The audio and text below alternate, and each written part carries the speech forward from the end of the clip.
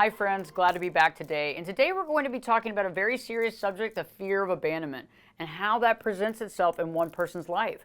What it really looks like, what it feels like, the actions and the choices that a person makes when they actually fear that abandonment. Before we deep dive into the fear of abandonment in today's video, I want to let you know that we have a really super in-depth description and understanding video of the fear of abandonment that is available in the members only section. So if you get a chance, you can join the channel and support us by doing that. But also there's a lot of in-depth long form content on the members only that really deep dives and really gives you a real clear understanding on a lot of topics. And in this specific topic, the title of that video is called Understanding Feelings of Abandonment and BPD. So it can be very helpful and it'll really give you a deep dive into it, understanding each aspect and every indication so that you really understand what the fear of abandonment looks like and understanding if that's a friend or a family member or your loved one is dealing with it or even yourself. So let's go on and deep dive into that today. Some of the first symptoms and indications is they do not want to be alone. They do not want to be left alone. There's intense anxiety surrounding the idea of being left alone or being alone forever or not having someone to be with. There's also this undercurrent of not feeling good enough about oneself if they are alone, because often there's a judgment call. If I'm with somebody, then I'm better or I'm more secure or I feel better about myself, because again, can be a lower self-esteem when these types of fears come into play. Frequent panic attacks about the possibilities of being alone or being alone. And one of the big indications that I don't think we talk about enough with the fear of abandonment is those unhealthy attachments. Unhealthy attachments are unhealthy relationships. Unhealthy relationships that are not healthy for that person. And quite honestly, there's a lot of red flags. There's a lot of sugarcoating that goes on. There's a lot of accepting of things that you wouldn't accept in another relationship just because of the fact that you don't want to be alone. You're in so much fear of being alone. You might not even have anything in common with this person, but you keep them around because of what? Because of not wanting to be alone. So ultimately, a lot of unhealthy attachments could be in love, romantic relationships, and also friendship relationships that you keep around. They could be doing things that you don't even want to do, drugs, alcohol, whatever, but the fact is that they're there, there's a warm body there, and so you're just going to deal with the problems with that relationship. Another indication is that frantic holding on to relationships, holding on no matter what, no matter the problems, no matter the issues. So I'm going to hold on to this relationship as long as I can, even though the train has gone off the tracks. We have all kinds of problems, and that's what's really important to understand, is that there's a time to cut ties. But when somebody has a fear of abandonment, they're going to overlook that. They're going to kick that can down the road. They're even going to avoid even seeing the problems. Another interesting indication, and a lot of times we don't think about this because it's the opposite of what I've just been talking about, is that when somebody has a fear of abandonment, there can be intense and erratic behaviors. Okay, that can come about because of their fear, because of their mood modulations that can push other people away. Okay, it can push them away, and so they can have extreme reactions, extreme outbursts to somebody that actually they really do care about, and they might even have a healthier relationship with, but because that relationship is healthier, that other person might walk away from it or get pushed away because they're getting tired of constantly being pushed away, and they're there emotionally, but that person seems to be pushing them away, and there's a lot of reasons for that. That fear of abandonment. They're fearful that that person's going to leave them, and so honestly, in that fear, they do the opposite of what they need to do, and they ultimately create the reality of pushing that person away. So this is very interesting because it seems to be the opposite, but it definitely can happen, because when somebody's going through all those different emotions, it's really hard for them to process it, and everything seems to be happening at that moment, and it seems to be like a raw nerve, and so it's hard for them to process, and they can push people away that are more processing emotions properly, and that can be a problem because it's creating their fear in real life. So the thing that they don't want to happen can happen because of these behaviors. Another indication is being sensitive to criticism or rejection. So specifically, rejection is extremely hard to take, almost impossible to get over, very painstaking for somebody with the fear of abandonment, really, really brutal, really painful.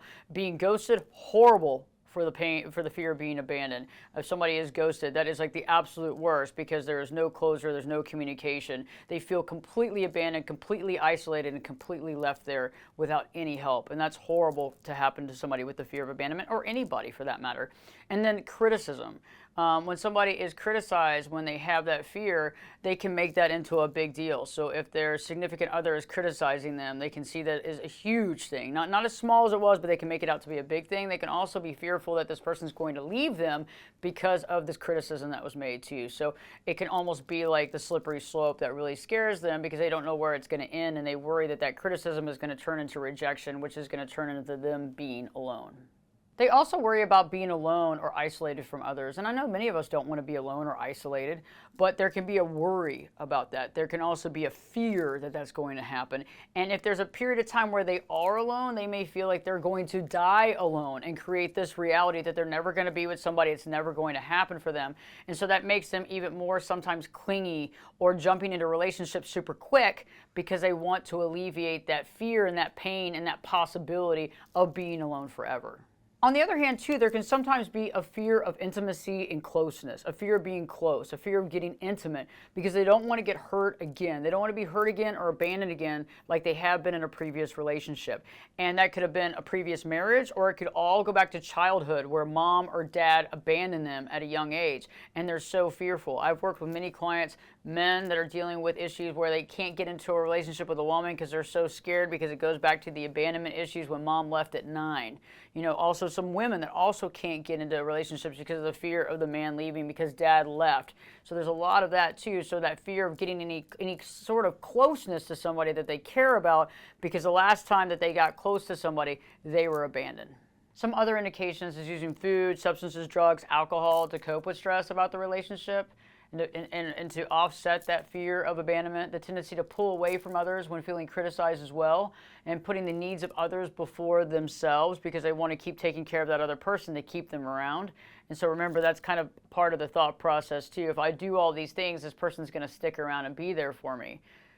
There's also another indication is a history of relationships that do not support mental or emotional health. So think about that. If somebody has kind of a long track record of relationships that aren't really beneficial, aren't healthy, that's also that indication of those unhealthy relationships, those unhealthy attachments. And so that can really be a big indication about the fear of abandonment, because there's reasons why we keep entering these unhealthy relationships. And sometimes we even know that it's probably not what's right for us, but we just don't want to be alone. Another thing that I want to touch on that I kind of touched on earlier was that tendency of becoming attached really quickly in a relationship, getting really quick in that relationship, in a new relationship, and just kind of jumping in head first.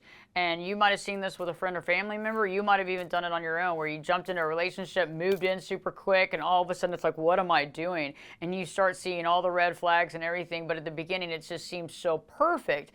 But you start realizing, you're thinking, what was this? What was I thinking? What kind of goggles was I wearing? What was that about? But I believe a lot of that is based on our fears, the desires for us to eliminate these fears, and this person's going to come in and alleviate that for us. And so it makes it all good until we start waking up to the realization that we're picking someone actually based on our fears. Some other important symptoms and signs as well when somebody's dealing with that fear of abandonment is they can use manipulation and control tactics to keep somebody in their life because they're scared of losing them. So they might lie or manipulate that person to get them to see them in a different light, or get them to stay, or get them to see their value in some way, shape, or form. And sometimes they don't really need to do that at all, but because of that fear, it gets them to start trying to control the situation because they feel what? They feel out of control in the situation. So they want to control that person because they feel so out of control in the relationship. And some last indications is that extreme loneliness, even when surrounded by other people. So people with the fear of abandonment can be in a large group of people and still feel completely alone, completely by themselves. There can also be neediness and clinginess in relationships, and sometimes it could be the exact opposite, complete avoidance, complete repellent. I don't want anything to do with it.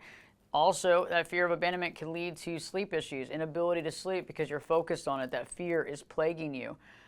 And also, it's interesting, too, that if we have that fear of abandonment, we might pursue relationships with people who are also emotionally unavailable. So it might not be necessarily unhealthy, but that person might not be capable of being in a relationship at the time.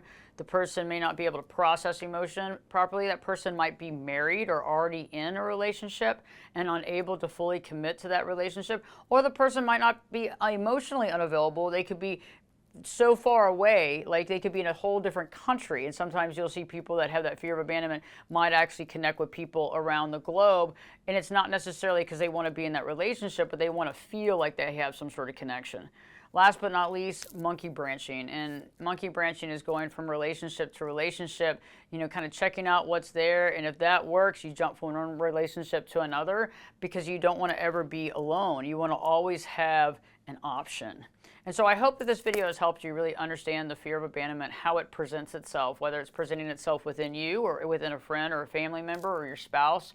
And don't forget about the members videos as well. So those members video really go in depth, and there's a lot more time spent on these subjects. So if you'd like to do that, again, don't forget to join. And if you haven't already, please subscribe to the channel. Because it really helps us to know that we're doing something right. Share this video with family and friends. In the comment section below, let me know if there's any questions you have about the fear of abandonment, and I'd love to answer any questions that you have, and I can also answer it in the form of a video as well. Looking forward to hearing from you, and don't forget to live your true life.